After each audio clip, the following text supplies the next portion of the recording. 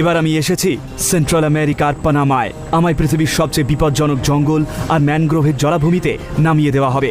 চারিদিকে ভয়ঙ্কর সব প্রাণী আর গাছ। আপনাদের দেখাবো কিভাবে এখান থেকে বেঁচে বেরোবেন। বাপরে! মোকাবিলা করব সবচেয়ে বড় ভয়ের। ও বাদুড়, এগুলো কিন্তু কামড়ায়।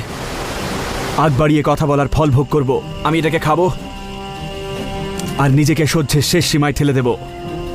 ওয়াহ, হাতটা যেন ছিঁড়ে যাচ্ছে আমার। আর টিকে থাকতে যা যা দরকার সে সব কিছুই করব। জায়গাটা একদম ভালো লাগছে না, এখান থেকে এক্ষুনি বেরোতে চাই।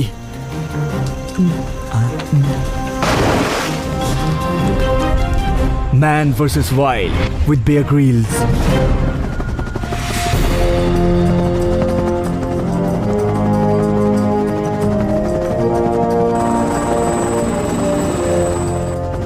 আমি রয়েছি সেন্ট্রাল আমেরিকার প্যানামায়।